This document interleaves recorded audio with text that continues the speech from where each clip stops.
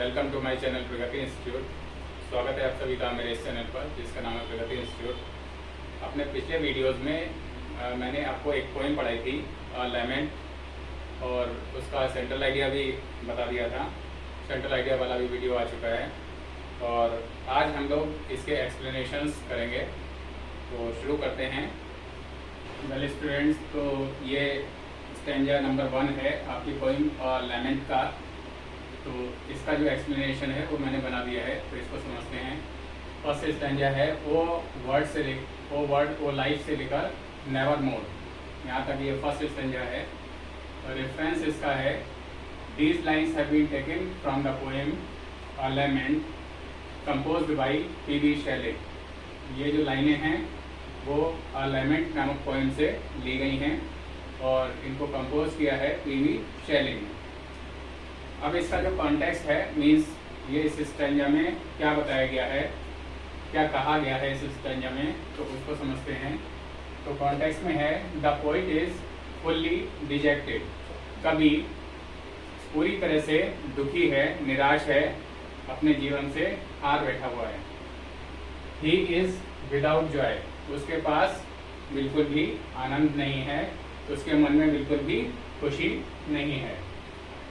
He feels, वह अनुभव करता है, उसको ऐसा लग रहा है he would not live long, कि वह और अधिक समय तक जिंदा नहीं रहेगा। ऐसा उसको प्रतीत हो रहा है कि उसका जीवन अब समाप्ति की ओर है।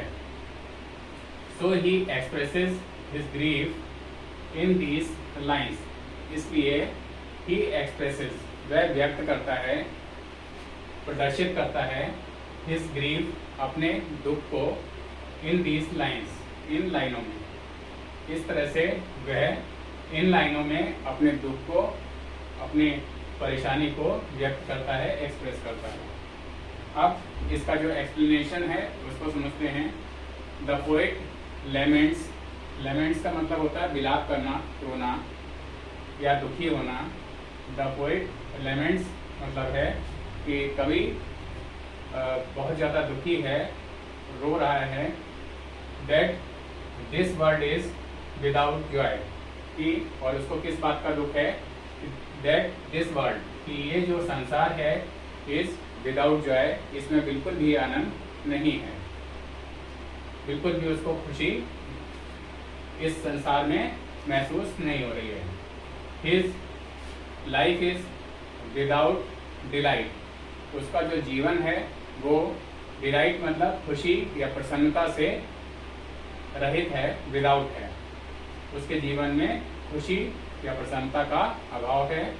And his time is without pleasure, और उसका जो समय है वो विदाउट प्लेजर मतलब उसमें कोई भी आनंद, कोई भी उमंगे, कोई भी आशाएं नहीं हैं। फॉर हिम, उसके लिए। और उसको ऐसा लगता है कि उसका जो समय चल रहा है उस समय में उसके लिए कोई भी आनंद इस दुनिया में शेष नहीं है। He has come on the last steps of his life, और उसको ये लगता है कि वह अपने जीवन, his life यानी अपने जीवन के अंतिम स्टेप्स पर, लास्ट स्टेप्स पर या अंतिम छोर पर आ गया है। उसको ऐसा लगता है कि उसके जीवन में ये अंतिम कदम है, अंतिम स्टेप्स हैं, और इसके बाद उसका जीवन अंत होने वाला है। He had been firm and strong one. He had been firm and strong one. इसका मतलब यह है कि उसका जो जीवन का शुरुआती समय जो था, तो उसमें वह फर्म यानी दृढ़ था, दृढ़ विचारों वाला था, एंड स्ट्रांग, और अपने आप को बहुत अधिक शक्तिशाली या मजबूत महसूस करता था वो बीते समय में। बट नाउ, लेकिन अब, यानी इस समय जो समय चल रहा है उसका प्रेजेंट जो समय है, उसमें he is trembling with weakness, वह कमजोरी के कारण कांप रहा है। ट्रेम्बलिंग कहते हैं कांपने के लिए, और विद वीकनेस, वीकनेस का मतलब कि कमजोरी की वजह से अब उसको, वो अपने आप को इतना असहाय, इतना कमजोर महसूस कर रहा है कि वह जो है कमजोरी की वजह से अपने आप को कांपता हुआ सा महसूस कर रहा है। द पोएट फील्स, कवि महसूस करता है, that he will never get back the lost joys of his youthfulness. The poet feels, कवि को ऐसा महसूस होता है, that he will never get back, कि वह दोबारा से नहीं पा पाएगा, किस चीज को नहीं पा पाएगा, the lost joys of his youthfulness, उसकी युवावस्था के जो खोए हुए आनंद हैं, जो खोई हुई खुशियां हैं उसकी युवावस्था की, उन खुशियों को, उन आनंदों को वह अब दोबारा से नहीं प्राप्त कर पाएगा, ऐसा कवि को महसूस हो रहा है। तो स्टूडेंट्स, ये स्ट्रेंजा नंबर 1 था आपकी पोइम और लेमेंट का, जिसको मैंने आपको लिखकर ही बता दिया और समझा भी दिया। और अब हम लोग इसका जो सेकंड स्ट्रेंजा है तो उसकी तरफ बढ़ते हैं, उसका एक्सप्लेनेशन करने की कोशिश करते हैं।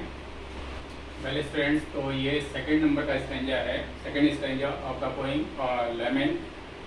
तो फर्स्ट स्ट्रेंजा इससे पहले मैंने आपको समझा दिया था। सेकंड स्ट्रेंजा है आउट ऑफ द डे से लेकर नेवर मोर तक। तो इसका रेफरेंस है, these lines have been taken from the poem, ये लाइनें एक पोइम से ली गई हैं, और लेमेंट नामक एक पोइम से ली गई हैं, कंपोज्ड बाय पी.वी. शैली। पी.वी. शैली ने इस पोइम को कंपोज किया है, जिसका टाइटल है और लेमेंट। कॉन्टेक्स्ट यानी इस जो सेकेंड स्टैंजा है इसमें क्या बताया गया है, कवि क्या एक्सप्रेस करता है, क्या पोइट क्या एक्सप्रेस करता है, वो बताया है। The poet is full of dejections and failures.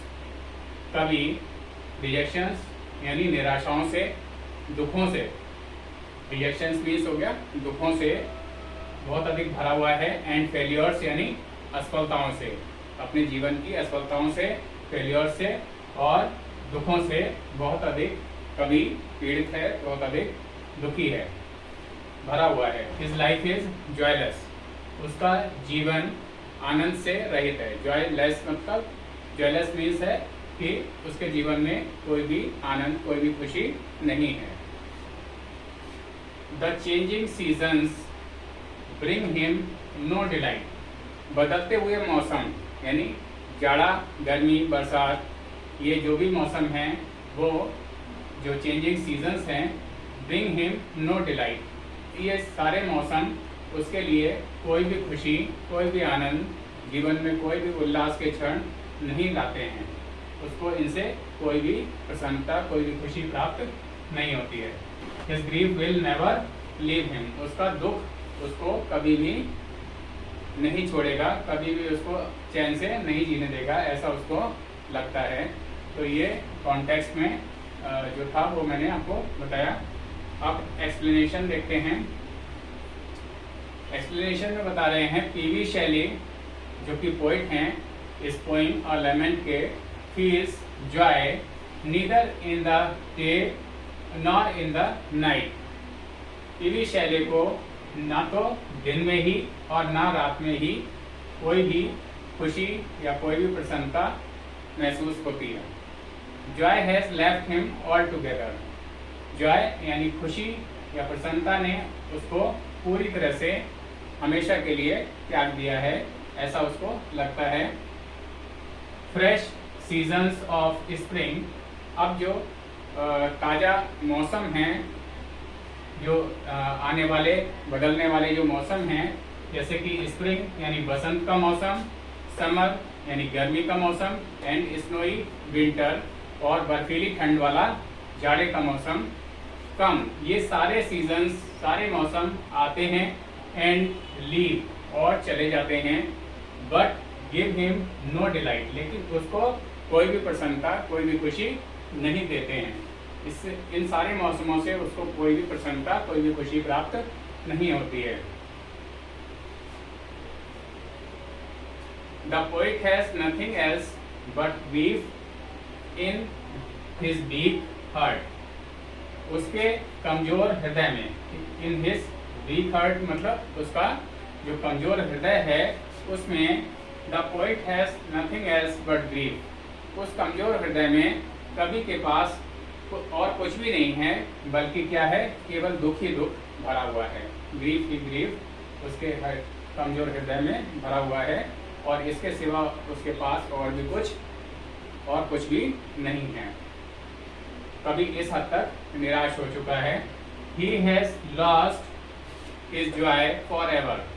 उसको ऐसा लगता है कि जैसे उसने अपनी जो खुशी है, अपना जो जॉय है, आनंद है, उसको हमेशा के लिए खो दिया है। He has lost, उसने खो दिया है अपने जॉय को, आनंद को, forever, हमेशा के लिए। उसको ऐसा लगता है जैसे उसने अपने आनंद और खुशी को हमेशा के लिए छोड़ दिया है। ये चीज़ें उससे बहुत अधिक दूर चली गई हैं। It will never return anymore in his life। और साथ ही उसको ऐसा भी प्रतीत होता है कि ये जो आनंद है, ये जो खुशी है, will never return, कभी भी वापस नहीं आएगी। will never return anymore in his life, उसके जीवन में ये खुशी, ये आनंद दोबारा कभी भी नहीं आएगी, ऐसा उसे महसूस हो रहा है।